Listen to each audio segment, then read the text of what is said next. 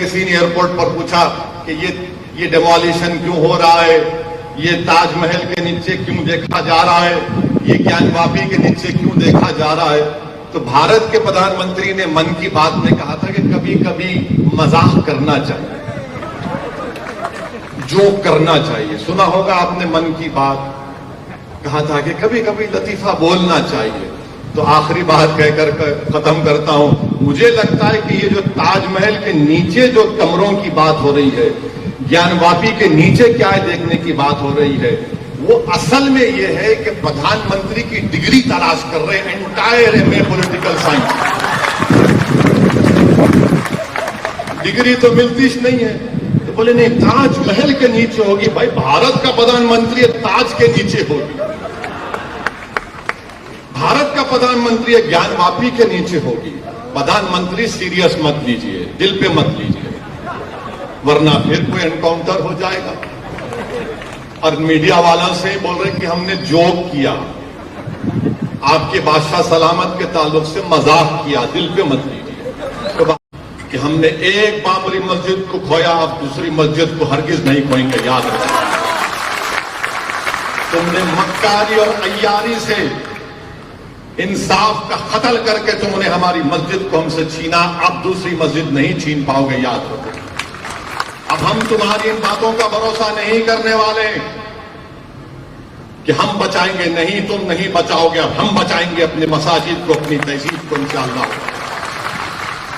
جو لوگ آ کر مجھ سے کہتے ہیں کہ نہیں نہیں ہم ہیں، تم نہیں ہے، تم کبھی ہمارے ساتھ نہیں تھے. تم تو ہمارے جنازے جب آتے تم آ کر دو دکھاوے کے آنسو بہا کر چلے جاتے ہو، اور اس کے بعد ہماری بربادی کے افسانے کوئی لکھ کر کوئی کتاب لکھ دیتا ہے، کوئی مضامین لکھ دیتا ہے، اس کو کوئی ایوارڈ مل جاتا ہے.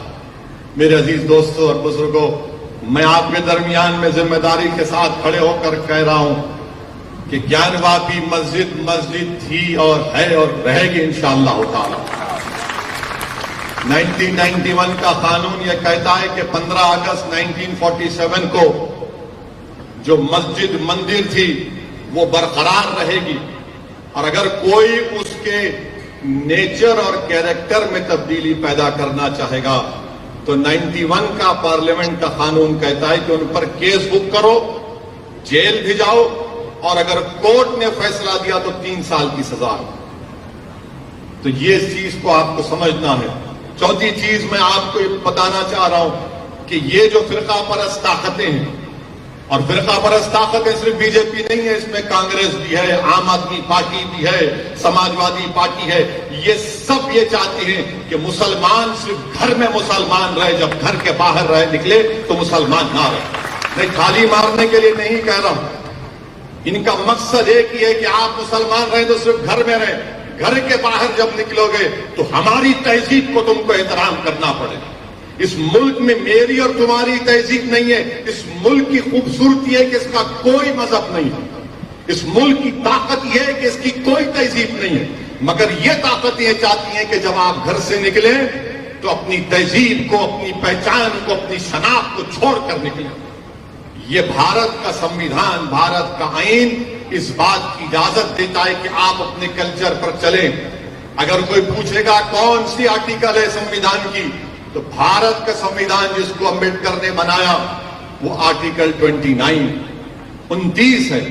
تو ہم اپنی تہذیب کو، اپنی شناخت کو برقرار رکھیں گے، گھر میں بھی رکھیں گے، گھر کے باہر بھی رکھیں گے. اور جو میں بات آپ سے کہہ رہا تھا کہ حکومت نہیں بدل سکتے، کوئی پوچھے گا کہ بتاؤ ویسے اس کی مثال دو، ثبوت دو، پروف دو. گیان واپی مسجد کا مسئلہ چل رہا ہے، کیا کانگریس بولتی ہے؟ کیا سماجوادی پارٹی بولے گی؟ کیا بی ایس پی بولے گی؟ کوئی نہیں. سب خاموش بیٹھے ہیں. یہ اس لیے خاموش بیٹھے ہیں کہ آپ کا ووٹ بینک نہیں ہے. آپ کا ووٹ بینک نہیں ہے، نہ آپ کا ووٹ بینک تھا کبھی. یقیناً مجھے اندازہ ہے کہ میرے آج کی اس تقریر کے بعد شام میں 6 بجے سے ہمارا نکاح شروع ہو جائے گا. تو روز کی عادت ہے، بغیر ہمارے دکھائے ان کا ٹی وی بکتا نہیں ہے. مگر سچائی یہی ہے.